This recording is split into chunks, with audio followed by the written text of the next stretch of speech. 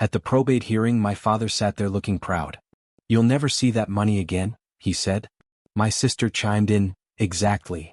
And my mother just smiled.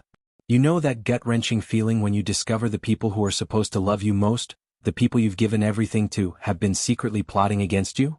It turns out my family thought they could forge my grandmother's will to steal my inheritance, but they quickly learned that some lines, once crossed, can never be uncrossed. My name's Gary. I'm 36, a locksmith and apparently the reliable son. If a key snapped in a lock at 2 a.m., I was the guy who showed up with a toolbox and coffee breath. I've been picking locks since I was a teenager, riding in the passenger seat of my dad's old van while he lectured me about hard work and loyalty. Now, I own that van. I own the business. I pay my own rent, my own insurance, my own everything. And somehow, I also ended up paying for half of my parents' lives. I was the one who fixed their front door when Dad slammed it so hard the frame cracked during a fight with Mom. I changed the locks when my sister Lauren broke up with her ex and couldn't afford a locksmith. I put new deadbolts on Grandma's house when she got sick and Mom panicked about strangers. I didn't charge them for any of it. Not once. Their family, right? That's what I kept telling myself. The first crack showed up at Sunday dinner last year. Just the four of us around the table at my parents' place. Roast chicken, potatoes, the same old table I'd done homework on as a kid. Dad poured himself another glass of wine and looked at me over the rim.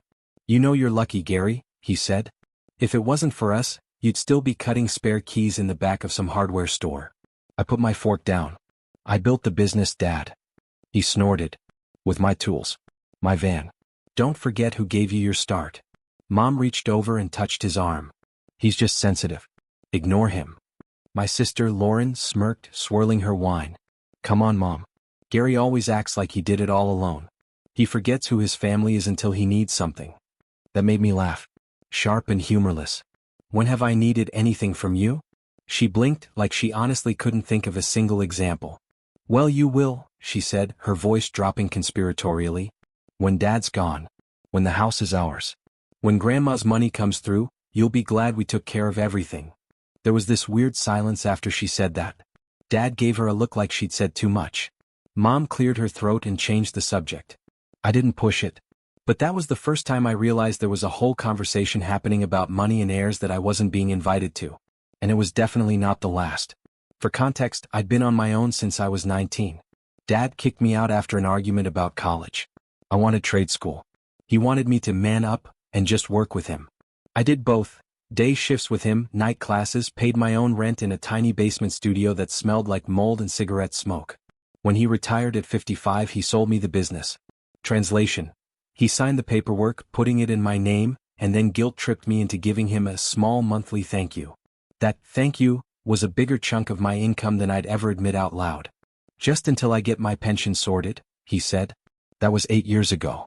Mom worked part-time at a salon and full-time at playing referee. My sister, Lauren, floated from one job to another like it was a hobby. Yoga instructor, social media manager, wellness consultant. She always had new clothes, new phones, new vacations. Brand deals, she'd say, like that explained why my parents' credit cards were always maxed out. Anytime something went wrong, I got the call. "Gary, the lock on the back door is sticking. Can you swing by?" "Gary, your sister's locked herself out of her car again." "Gary, could you cover the gas bill this month?" Your father's check was short. Always followed by, "We'll pay you back. You know, we're good for it. We're family." I kept a spreadsheet of what they owed me at first. Then I stopped because watching the number climb made me feel sick. It wasn't just little things. It was the time I paid 3 months of their mortgage so the bank wouldn't get the wrong idea. It was the time I co-signed a loan so Dad could finally get the truck he deserved. When Grandma got sick 2 years ago, I was the only one who visited her regularly. She lived across town in this small brick house with an old brass deadbolt and a chain on the inside she refused to remove. "You're the only one who knows how to work that thing," she'd joke, watching me flip it open in one smooth motion. I brought her groceries, fixed her squeaky windows, installed a peephole so she could see who was at the door. Lauren showed up twice. Once for an Instagram photo in Grandma's garden, once to complain about the Wi-Fi. My parents? They'd pop in if there was a doctor's appointment or some paperwork to sign. One night, while I was changing the cylinder on her front door, Grandma shuffled up next to me with a folder in her hands. Her fingers shook as she opened it. "I've updated my will," she said. "Don't make that face. I'm old, not stupid." I wiped my hands on my jeans. You don't have to show me that. I want to. She tapped the first page. The house goes to you. I blinked. What? No, it should go to Mom. She shook her head firmly. Your mother will sell it and hand every penny to your father and your sister. You're the one who keeps this place standing. You're the one who shows up. I didn't argue because I knew she was right. I also set aside some savings for you, she added quietly. For your business. New van, new tools. Something that's yours. Not theirs. I felt this weird mix of gratitude and dread. Mom and Dad are going to lose their minds, I muttered. Grandma smiled, small and tired. Then maybe they should have visited more. She passed 6 months later. The funeral was awkward.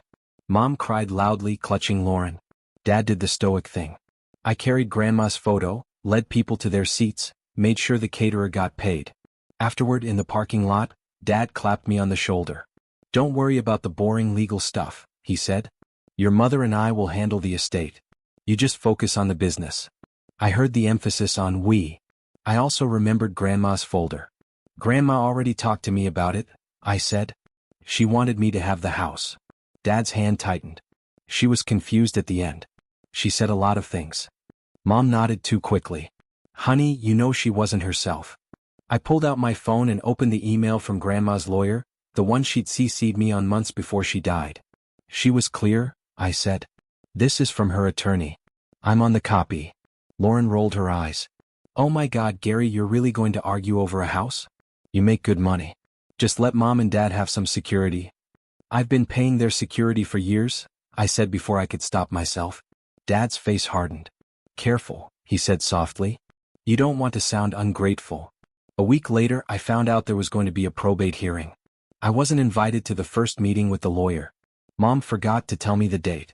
I found out from a voicemail the lawyer left on my business phone, asking why I hadn't signed some preliminary documents they'd sent through the family. When I called Mom, she sounded offended. Well, we just assumed you were too busy to deal with paperwork, she said. We were going to figure out the best plan for everyone and then loop you in. Best plan for everyone, in my family always meant best plan for Lauren and Dad. I drove over that night. There were fresh locks on Grandma's front door. Not the ones I installed. Cheap, shiny, quickset junk from the hardware store. My keys no longer worked. Neighbors told me my dad had changed them the day before, to keep vandals out. Standing on that porch holding dead keys in my hand, it hit me. They weren't locking out vandals. They were locking out me. The next morning I stopped being the good son. I took a day off work, something I never do, and went straight to the lawyer whose name was on Grandma's email. He remembered me instantly. Glad you came in, he said, shuffling through a stack of files. I was wondering why your parents were trying so hard to simplify the estate. He slid a folder across the desk. It was Grandma's original will. My name on the house. My name on a savings account. Clear as day. Then he pulled out another document. This, he said, is what your parents asked me to file instead. It was a revised version, supposedly written just weeks before Grandma died. Everything now split 3 ways between Mom, Dad, and Lauren. My name only showed up in a single line about sentimental items. The signature at the bottom looked wrong, too shaky. The wrong flourish on the G. I'd watched Grandma sign birthday cards my whole life. She'd never made her J like that. Did you witness her sign this? I asked. The lawyer grimaced. No. Your father brought it in already signed and notarized by a friend of his. I refused to file it without speaking with you first. That's why I left those voicemails. I laughed, this short, disbelieving sound. Of course. Dad had a friend who'd notarize anything for a favor. Can you prove it's fake? I asked. He shrugged. Handwriting experts, medical records about her state of mind on that date, the fact you have older emails. It's not nothing. He paused. But I'll be honest. Probate court hates drama. They like clean stories. United families. We both knew mine wasn't that. I went home and sat at my kitchen table with a legal pad, my phone, and 10 years of resentment. I went through every bank statement where I'd covered their mortgage. Every transfer labeled Mom Rent or Dad Truck. Every message where they promised to pay me back or said things like, you know, the house will be yours one day anyway, so what's the difference? By midnight, I had a small stack of printed screenshots and a pounding headache. I wrote a letter. Not some emotional rant, just dates, amounts, promises. The fact that Grandma had emailed both me and her lawyer. The fact that my parents tried to file a last-minute change without involving me. At the end, I wrote one sentence that felt like closing a door. If the court chooses to honor the forged document, I formally withdraw from all informal financial support of my parents and sister. I will not be funding their lifestyle based on an inheritance that was supposed to help me recover the costs I've already carried. I emailed a copy to the lawyer. He called me the next day. "This is thorough," he said. "Are you sure you want to go this route? It'll make things messy." "They already made it messy," I said. "I'm just not cleaning it up for them anymore." He sighed. "All right. I'll submit it to the court as your statement." 2 weeks later, we all ended up in the same wood-paneled courtroom. That's where the line you heard actually happened. Dad stood with his hand on Lauren's shoulder, like he was presenting her for a prize. Mom sat ramrod straight next to them, pearls on, face pinched. I was alone on the other side in my work pants and a button-down that still smelled faintly like WD-40, no matter how many times I washed it. Dad glanced back at me and smirked. "You'll never touch that money again," he muttered under his breath. Lauren added, without turning around, "That's right." Mom didn't even look at me. She just said, quiet but clear, "He doesn't deserve a cent." I felt my jaw clench, but I didn't answer. The judge walked in. Everyone rose. The usual routine. He flipped through the files, asked a few standard questions and then paused. He picked up a stapled set of pages and squinted. His mouth twitched. "This must be the letter," he said. Mom frowned. "What letter?" The judge didn't answer her. He opened it, scanned it quickly and then, no exaggeration, he laughed. An actual quick bark of laughter in the middle of that heavy, dead quiet room. He shook his head and said almost to himself, "Oh, this is good." My parents finally looked nervous. "Your Honor," Dad said. "What's going on?" The judge leaned back. "Mr. and Mrs. Collins," he said slowly, "your son has just provided a very detailed financial history of the last decade, including evidence that the deceased explicitly intended to compensate him for those costs through this property and savings account." Lauren shot me a look like I'd just stabbed her. Mom's face went white. The judge continued, voice calm but firm. "Given the discrepancies between the original will on file and the recent document your friend notarized, combined with your son's evidence, I am ordering a handwriting analysis and a temporary freeze on any transfer of assets." Dad sputtered, "This is ridiculous. He's trying to punish us." The judge raised an eyebrow. "From where I'm standing, Mr. Collins, it looks like he's simply trying to stop being your bank." For the first time in my life, someone in authority said out loud what I'd been feeling for years. And my family looked terrified. Everything after that moved fast and slow at the same time. Fast because the legal stuff exploded. Slow because my emotions didn't quite keep up with it. A few days after the hearing, Dad called me. I let it go to voicemail. His voice came through tight, controlled. "Gary, you need to retract that letter. You've embarrassed us. This is a family matter, not a court spectacle. Call me back and we'll sort this out like adults." Like adults. The same man who forged his mother-in-law's will wanted to sort this out, like adults. I didn't call back. Instead, I called my bank. I removed my parents as emergency contacts. I closed the joint credit card I'd stupidly opened with Mom, just for emergencies. I canceled the auto transfer I'd been sending to Dad every month for his retirement. The first month that payment didn't arrive, he texted, "Where's the money? Don't be petty. We raised you." I replied with a screenshot of my letter's last paragraph. He didn't respond. Lauren was more dramatic. She blew up my phone with messages. "I can't believe you do this to Mom. Grandma loved all of us. You're twisting everything. After everything we've done for you." I typed and deleted 5 different replies before finally sending one sentence, "Change your own locks from now on." She read it and didn't answer. Work became my safe place. It's funny. I spent years opening doors for other people. Now, every time I fit a new cylinder or rekeyed an office, it felt like a quiet reminder that I could close some, too. My regulars noticed I was quieter, more focused. One old customer, Mr. Patel, watched me replace his storefront deadbolt and said, "You look tired, Gary." "Family?" I laughed. "Is it that obvious?" He shrugged. "Family is always obvious. You fix locks, but people always try to sneak in where they're not invited."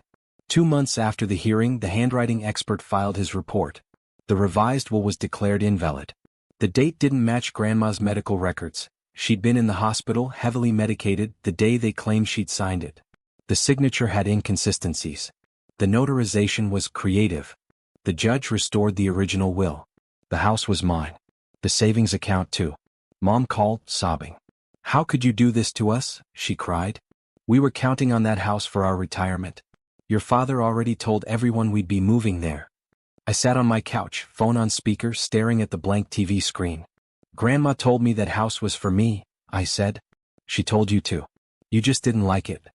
That's not the point. Mom snapped, the tears disappearing like a switch. We're your parents. You're supposed to take care of us. I have, I said quietly. For 10 years. With my money, my time, my business. This, I gestured around even though she couldn't see, was supposed to help me get out from under that. You tried to take it too. A long pause. You're being dramatic, she said finally. We never asked you for anything. I actually laughed. I have the bank statements, Mom.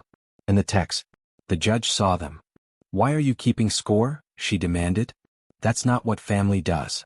That's exactly what family does when the other side pretends the scoreboard doesn't exist. She hung up on me. For a while there was radio silence. No Sunday dinners. No, can you swing by and look at the lock? No frantic calls about Lauren's latest breakup. It felt weirdly peaceful. I spent weekends at Grandma's house instead. Cleaning out closets, repainting walls, fixing the stuff Dad ignored for years. I found old photos of her as a young woman, grinning on that same porch. I found recipes written in her neat handwriting. I found a small envelope with my name on it, tucked into the back of her wardrobe. Inside was a note. If they make this house a battlefield, remember you don't have to stay and fight in their way. You can lock the door and walk away. Love, Gran. I sat on the bedroom floor and cried for the first time since all this started. Not big, dramatic sobs, just quiet, exhausted tears. Outside of all that, life got better.